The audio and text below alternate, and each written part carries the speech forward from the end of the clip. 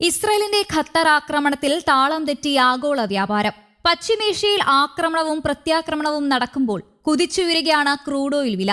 Brent crude oil 37 saint അഥവാ 0.6% ഉയർന്ന് ബാരലിന് വില $66.39 മിഡിൽ ഈസ്റ്റിൽ നിലവിലെ സാഹചര്യങ്ങളിൽ സംഘർഷം വർദ്ധിക്കുമെന്ന ആശങ്കയാണ് വിപണിയെ ബാധിച്ചത്.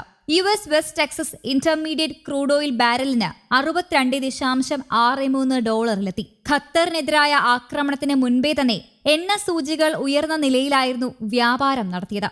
ആഗോള ഓഹരി വിപണികളുടെ ഉയർച്ചയും US ഫെഡറൽ റിസർവ് പലിശ നിരക്കുകൾ കുറയ്ക്കുമെന്ന പ്രതീക്ഷയും എണ്ണവിലയിൽ പ്രതിഫലിച്ചിരുന്നു. സൗദി അറേബ്യ വിലക്കുറവ് വരുത്തുമെന്ന ആശങ്കകൾക്ക് മറുപടിയായി ഒപെക് ചെറിയ തോതിൽ വിപണന വർധനവ് പ്രഖ്യാപിച്ചതും വിലക്കയറ്റത്തിന് കാരണമായി. അതിനിടെ ഖത്തറിന് ഐക്യദാർഢ്യവുമായി അറബ് രാജ്യ തലവന്മാർ ഇന്നലെ ദോഹയിലെത്തിയിരുന്നു. UAE president Sheikh Mohammed bin Zayed Al Nahyan വൈകിട്ട് ദോഹയിലെത്തി. ഖത്തർ ഭരണകൂടത്തിലെ ഉന്നതരുമായി കൂടിക്കാഴ്ച നടത്താനാണ് അദ്ദേഹം എത്തിയത്. സൗദി, ജോർദാൻ ഭരണാധിപന്മാരും എത്തിയിട്ടുണ്ട്. ഇസ്രായേൽ ആക്രമണത്തെ അപലപിച്ച് ഒമാൻ സുൽത്താനും പ്രസ്താവനയിറക്കി.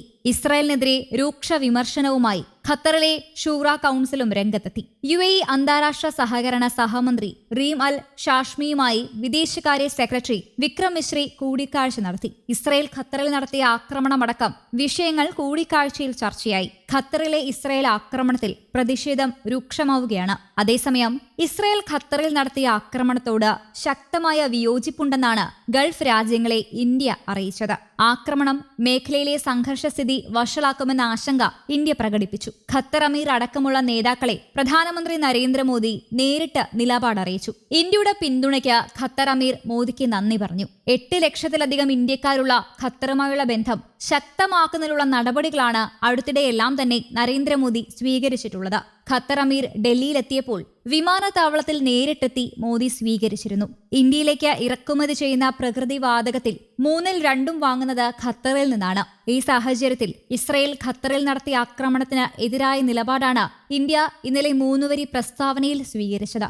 മേഖലയിലെ സമാധാനവും സുരക്ഷയും അപകടത്തിലാക്കരുതെന്ന മുന്നറിയിപ്പും ഇന്ത്യ നൽകി. അപലപിക്കുന്നുവെന്ന് പറഞ്ഞില്ലെങ്കിലും ആക്രമണത്തിൽ അതിയായ ആശങ്കയുണ്ടെന്ന് ഇന്ത്യ വ്യക്തമാക്കുകയായിരുന്നു.